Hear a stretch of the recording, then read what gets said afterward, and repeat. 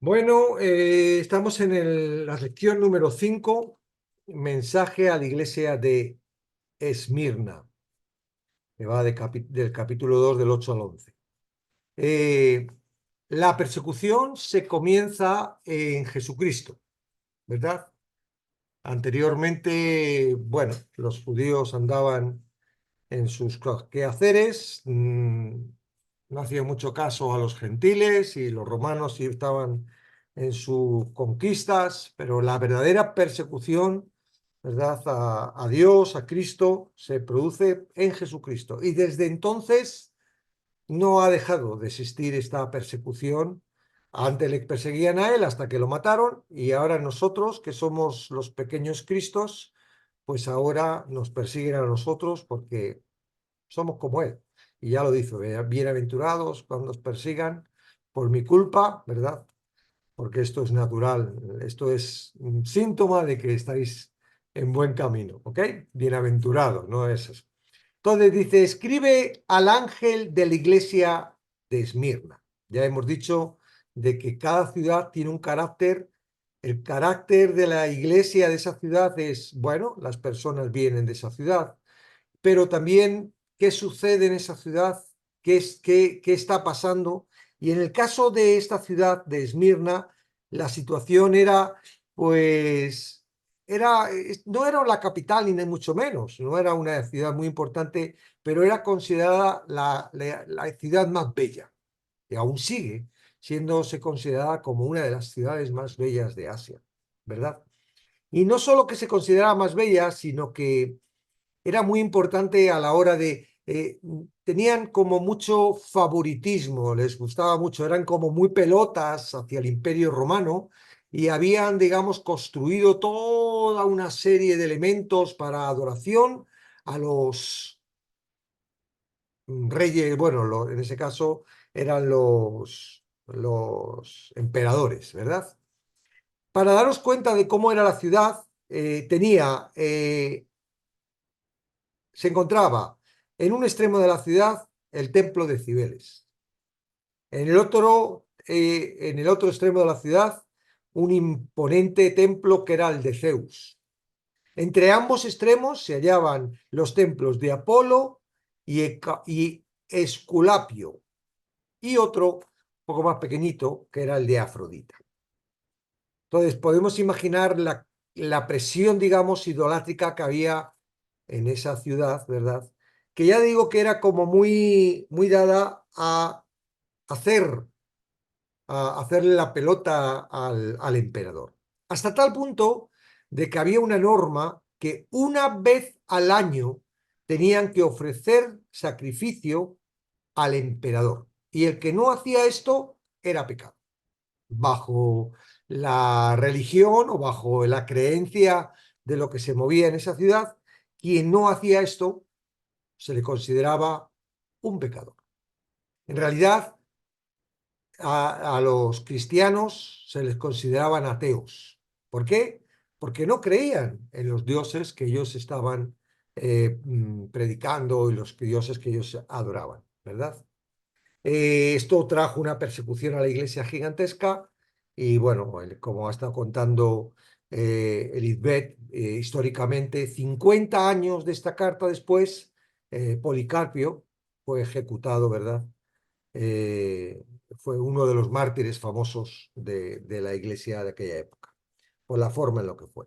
Entonces, la presión de la iglesia de esta ciudad era tremenda por, digamos, la idolatría que estaba y ahí estaba, era una manchita negra dentro de una ciudad que quería destacar por su fidelidad al emperador.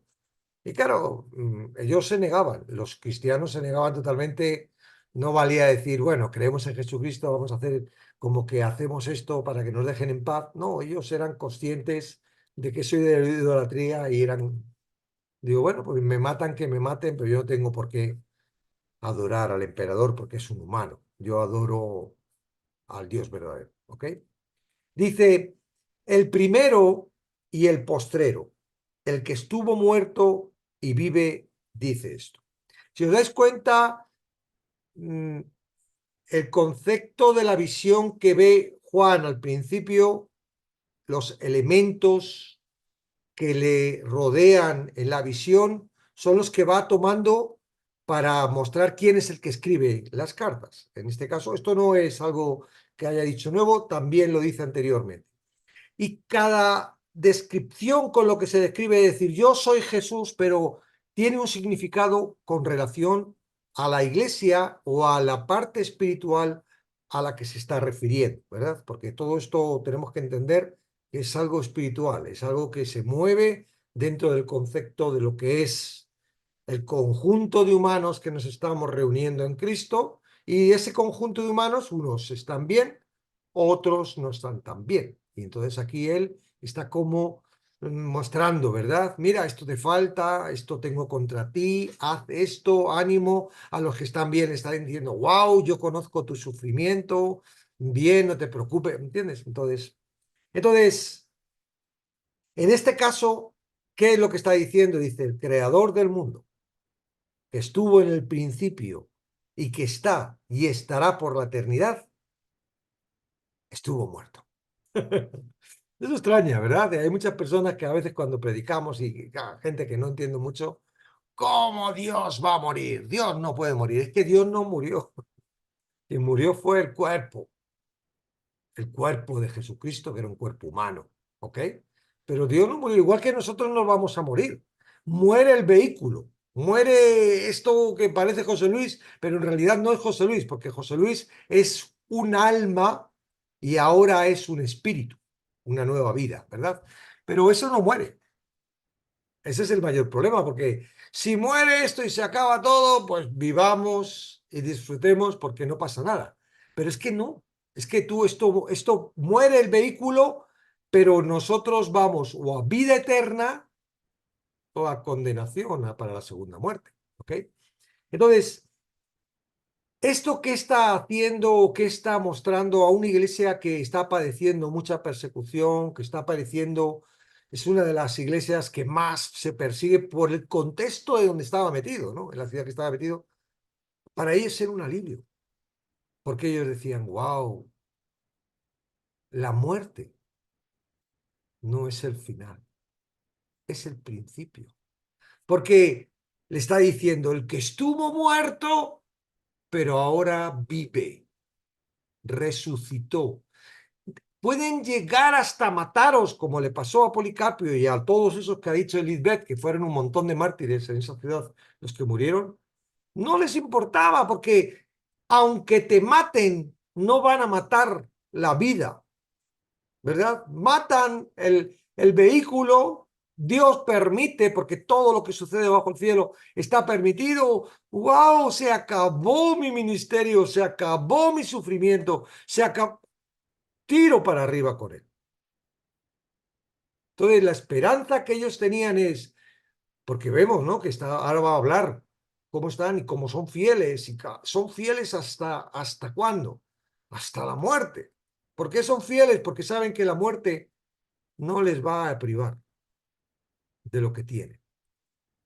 Entonces, esto les produjo, ¿verdad?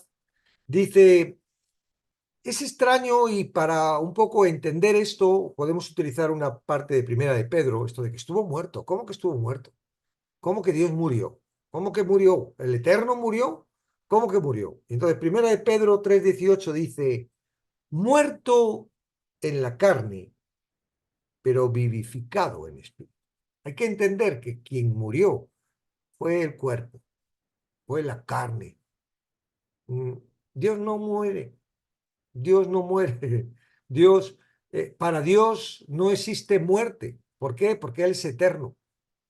Y en la eternidad no existe muerte. Muerte es algo, un concepto de esta carne.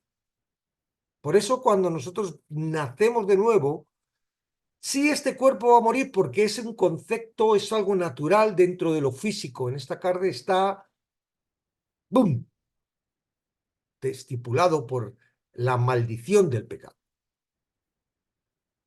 Adán y Eva eran eternos. Bueno, eternos no, infinitos, porque tuvieron un fin, un principio. Pero si comes del árbol de la vid, de la sabiduría del bien y mal, morirás. Comieron, murieron. Amén. Y por eso morimos todos. Ahora, nuestra vida nueva para vida eterna es un concepto que no, eso no es. El creador del mundo no ha creado para eso muerte, no, ya es vida eterna. Ya no hay.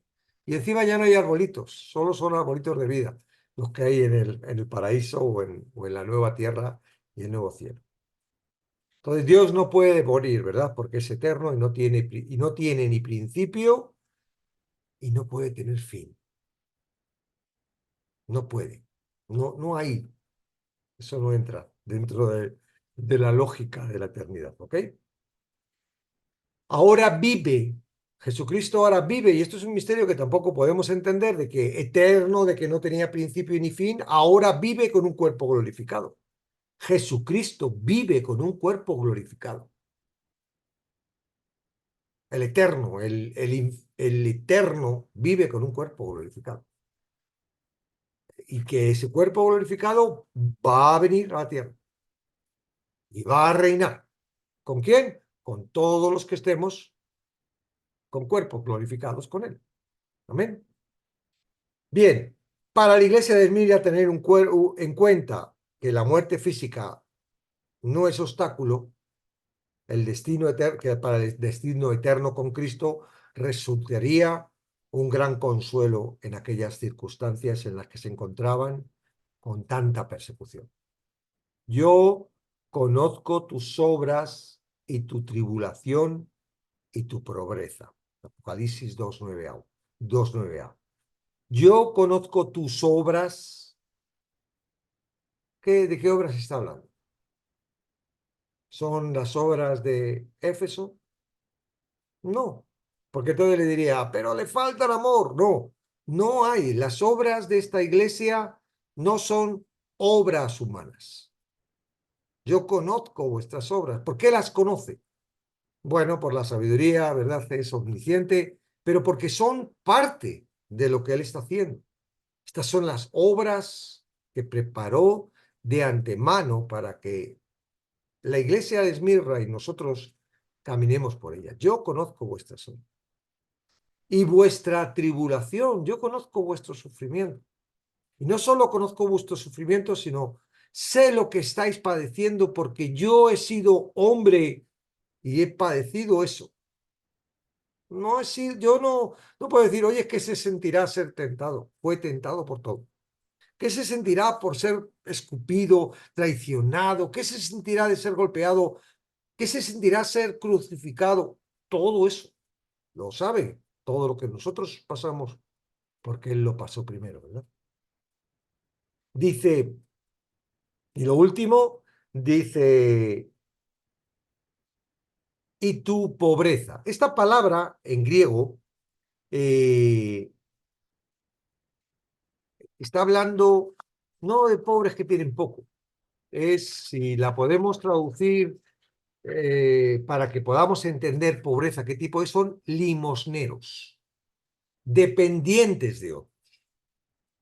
Una iglesia en la que se les consideraba ateos, perseguidos, no encontrarían trabajo, no los judíos, las sinagogas dependientes no les darían alimento, ni al contrario, estas personas de alguna forma estaban bajo una presión.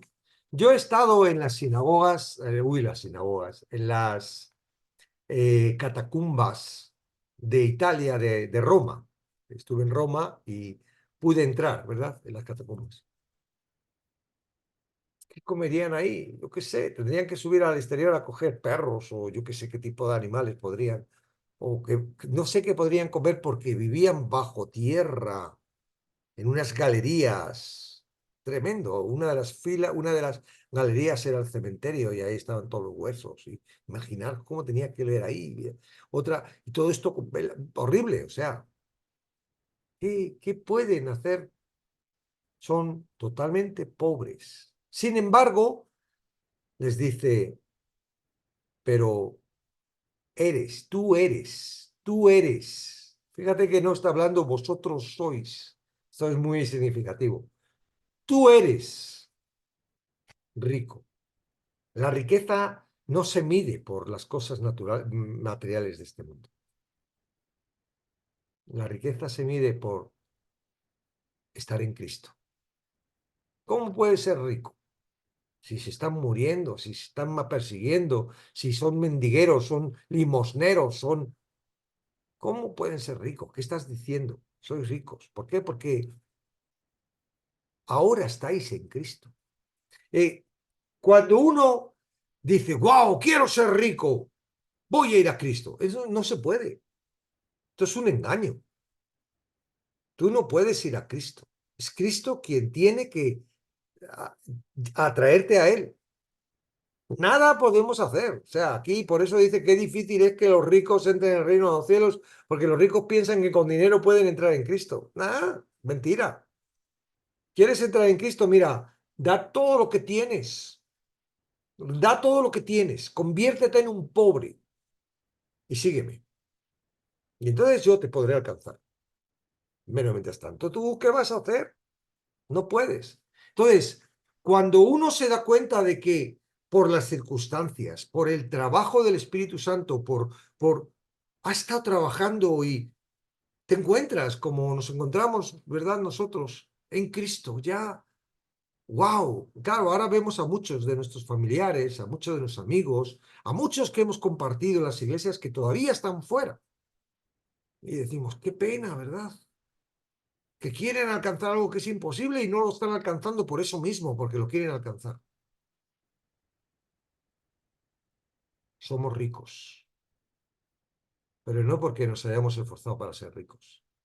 Somos ricos porque en la miseria Él ha venido y nos ha hecho ricos. Estamos en Él. Entonces, esta riqueza no está hablando de riqueza material, por supuesto, está hablando de riqueza espiritual. Y dice, y la blasfemia, bueno, hay una persecución, aparte de la idolatría, aparte del gobierno y de todos los que estaban manejando todo ese culto al emperador que estaban persiguiendo, había otros enemigos.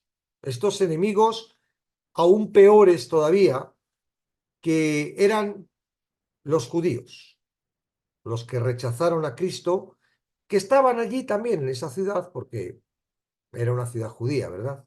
Dice, y la blasfemia, el negar a Cristo, la blasfemia al Espíritu Santo.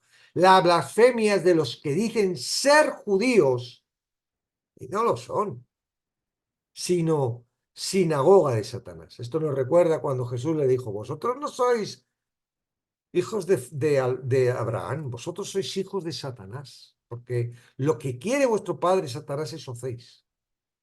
Estos eran también enemigos de esta iglesia. ¿Por qué? Porque los romanos respetaban a los judíos.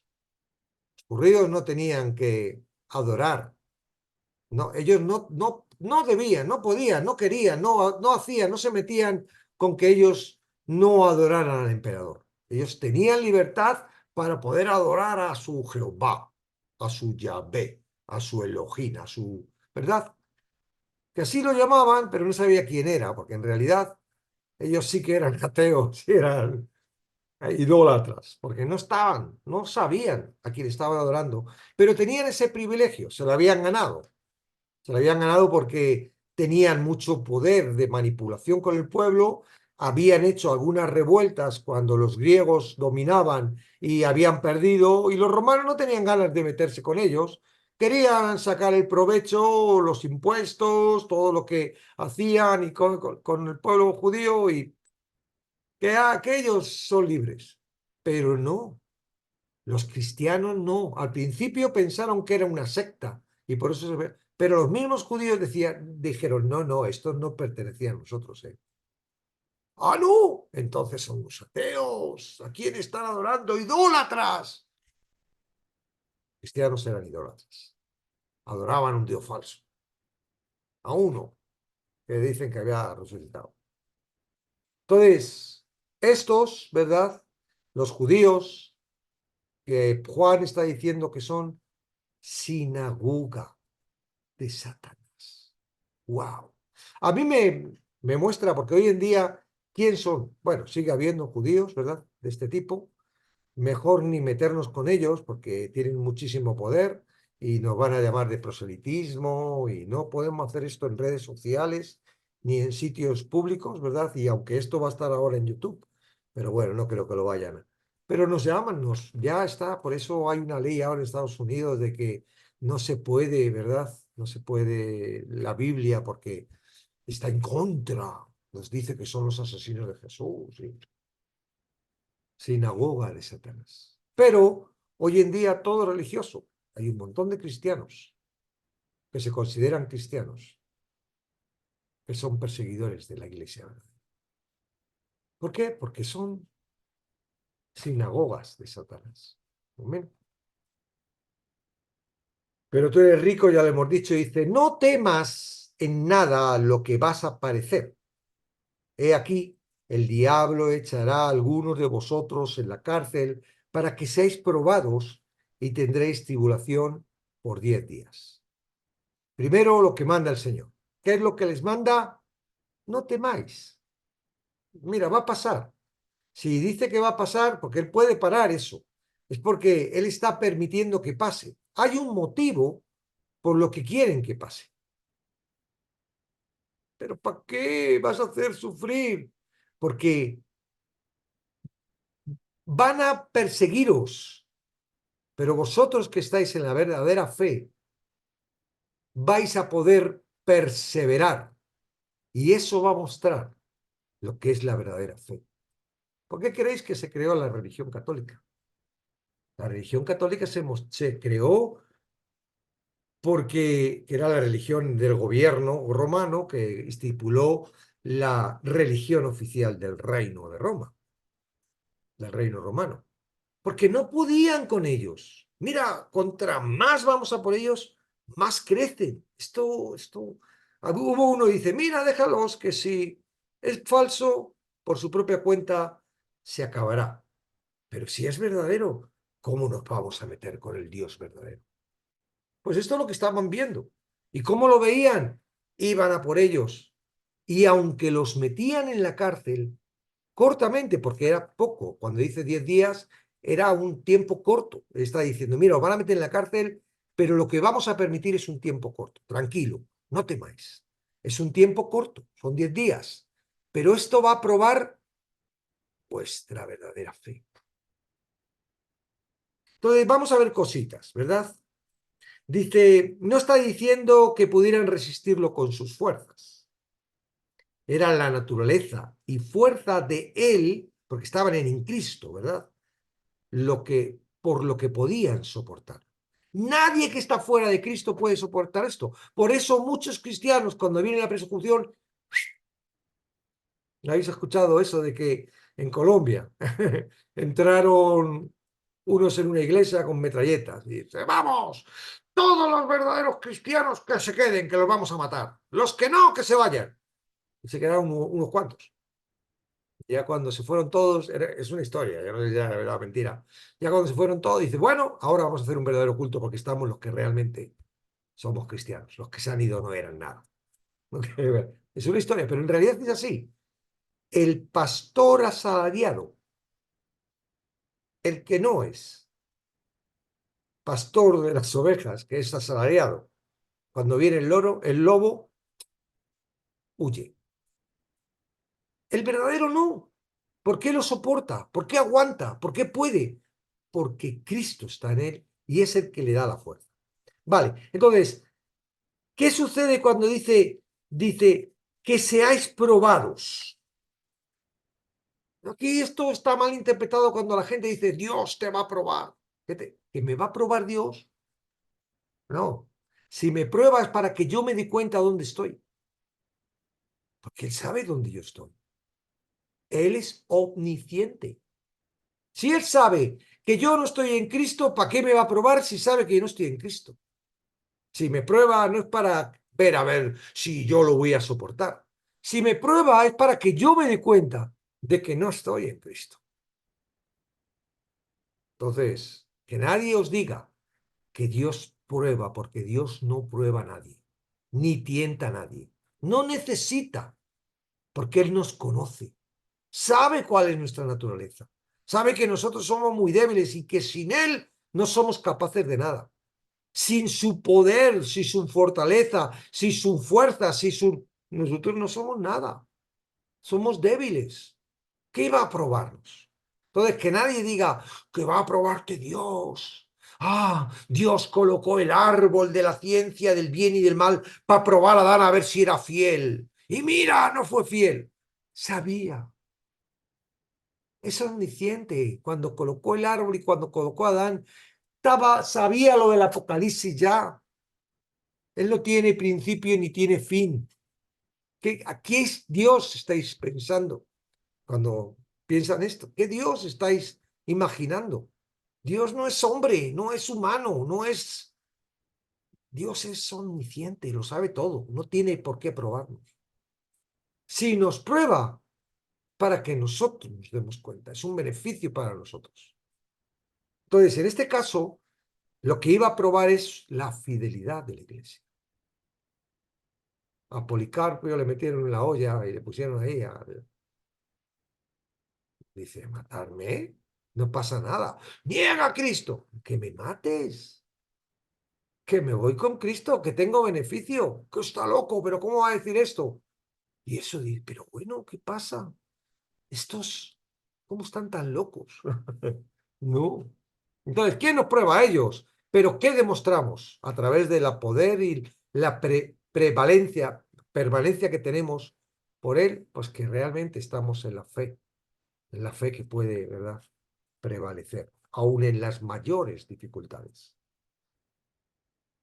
Sé fiel hasta la muerte. Y claro, ahí vienen otros y dicen, ves, tienes que ser fiel. No, yo no puedo ser fiel. Yo estoy en el fiel. Lo que me está diciendo es que yo voy a poder ser fiel. Sé fiel. Es una promesa que Él me da. Yo estoy en Cristo, voy a poder ser fiel. No es un mandamiento. Sé fiel hasta la muerte, porque después de la muerte no tienes problema, te vienes conmigo. Las escrituras enseñan que los verdaderos cristianos prevalecerán. Ellos, a quien Dios ha aceptado en el amado, no pueden caer del estado de gracia, porque no depende de ellos, sino de quien les sujeta, Cristo. El creyente puede ser fiel hasta la muerte porque vive en Cristo y este es quien le fortalece y sostiene y garantiza su existencia eterna. ¿Ok? Entonces, sé fiel. No, mira, es que yo no puedo ser fiel porque no estás en Cristo. Porque si estuvieras en Cristo no tendrías problemas porque tú sabes que tú no puedes ser fiel. Ahora estás en el fiel. ¿Qué fue Jesucristo? Fiel. ¿Hasta qué tipo de fidelidad fue Jesucristo? Hasta la muerte. ¿De quién está hablando aquí? Ahora estáis en Cristo. Vosotros sois crucificados con Él. No soy yo, es Cristo. Yo no puedo ser fiel hasta la muerte. No soy yo el que soy fiel hasta la muerte. Es Él. Todo lo puedo en Cristo. Todo. Puedo ser fiel, ¿por qué? Porque estoy en Cristo. ¿Ok? El que tiene oído, oiga lo que el Espíritu dice a las iglesias. La fe verdadera que viene de Dios es la gracia, es la que permite oír al Espíritu. ¿Ok? Solo quien es nacido de nuevo puede escuchar lo que el Espíritu está diciendo en esta carta y en toda su palabra. Cuando habla al que tiene oído para oír, oiga, es una apelación a los que estamos en Cristo. Y a los que no están en Cristo, es que, ¿qué será? ¿Qué dice? ¿Qué pone? ¿Qué? Y bueno, y su mente interpreta y cree, pero al final, hoy una cosa, mañana otra, y al final tiene un jaleo que... Entonces, el que tiene oído para oír, es decir, la fe viene por el oír, pero para oír necesitas que la palabra permita que oigas. El nacimiento, el espíritu, ¿verdad? Es a través del espíritu. Jesús le dijo en la parábola, ¿por qué le hablas en parábolas? Vamos a ver, tú no eres un maestro. Un maestro es para enseñar y tú resulta que estás enseñando y no se están enterando. Y les dice Jesús, es que yo hablo en parábolas porque los que están para oír, van a oír. Pero los que no están para oír no van a poder acusarme porque no oyen. Oyendo no oye, viendo no ven, porque así no, no, porque me van a acusar, van a decir, ¿qué está diciendo? ¿Eh? El sembrador, el no sé qué, pero qué tonterías dice. Pero ¿cómo va a ser eso, hombre? ¿Cómo va un hombre a...? No se enteran. ¿Por qué? Porque están fuera de Cristo. Y fuera de Cristo, estás muerto. Eres un esclavo, no dependes de ti y necesitas darte cuenta. ¿Para qué? Para colocarte en la posición para que Cristo te alcance y entonces puedas oír y ahora puedas creer porque viene, ¿verdad? La palabra de Dios. Al que venciere no sufrirá daño de la segunda muerte. ¿Quién puede vencer por su cuenta? Nadie. Es Cristo quien venció y es Él quien por su gracia nos hace ser parte de la victoria.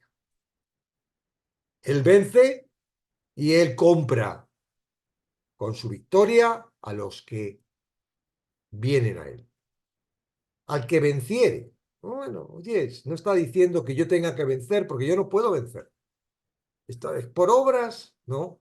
Es por gracia, es porque Él me llamó, me escogió, me preparó, me rescató, me hizo nacer, me colocó el Espíritu Santo, me puso la fe, el Espíritu Santo trabajó conmigo para mantenerme durante el tiempo, es todo Él. Entonces, el que venciere se está refiriendo, el que está en Cristo, el que yo le he hecho vencer, ¿verdad? Conmigo, ese dice, no verá la segunda muerte.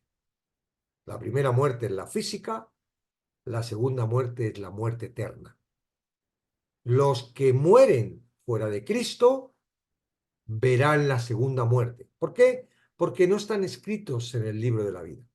Los que mueren en Cristo no verán la segunda muerte, porque han nacido para vida eterna.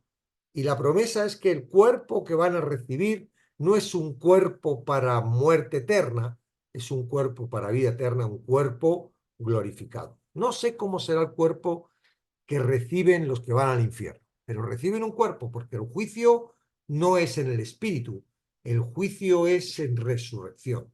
Dice, y resucitarán todos y saldrán todos los abismos y los que están en el mar y no sé qué. Y en la nada, porque ya se pasó la tierra, eso lo vamos a ver en el último capítulo del Apocalipsis, se los juzga. No estáis en el libro de la vida, habéis rechazado la gracia al lago de fuego para la eternidad. Amén. Parece duro todo esto, pero es lo que dice la palabra. Nada, nada hacemos para salir de eso.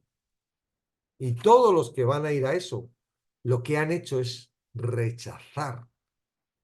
No hay que hacer nada. Sin embargo, si haces, es decir, rechazas, estás ahí creyendo que no es por gracia, es por obras, estás rechazando. Eres incrédulo a la palabra. No puedes ser perdonado porque estás rechazando el regalo de la gracia. No, no crees en la gracia. O crees a medias, o yo qué sé qué crees. ¿No? hay una sustancia extraña, porque no están creyendo en la gracia. Creen en la gracia, pero luego no creen en la gracia, porque resulta que la gracia es hacer obras. ¿Ok?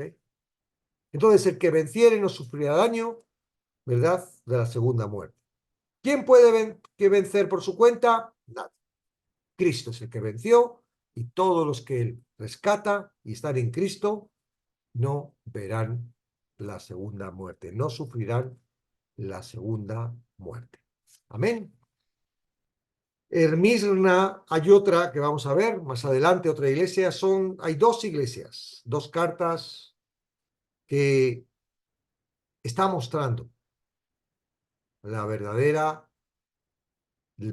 creyente, el que está en Cristo. Esto es un grupo de personas que están en Cristo, que son perseguidos por las mismas circunstancias, porque si no estuvieran en Cristo, ni estarían perseguidos.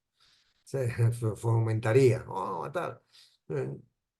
Son perseguidos porque están en Cristo. Bienaventurados todos los que son perseguidos. Es una bienaventuranza. ¿Por qué? Porque te está diciendo, claro, es natural, a mí me persiguieron, a vosotros os van a perseguir. Pero tranquilos, gozaos cuando os persigan, cuando os vituperen, gozaos, porque el galardón que vais a recibir es tremendo en el cielo. Esto es temporal. Por poco tiempo vais a ser presos, pero va a demostrar, ese sufrimiento va a demostrar claramente quién sois. Vais a demostrar claramente quién sois. ¿Cuál es el consejo? ¿Cuál es lo que le está diciendo? No temáis. Le está diciendo a la iglesia. Vais bien, tranquilos, que vuestro corazón, que vuestros pensamientos, que las circunstancias difíciles no os quiten el gozo. No temáis, vais bien, adelante. Estáis aprobados. Matrícula de honor. Sois ricos, no sois pobres, sois ricos. Amén. Bueno, hasta aquí.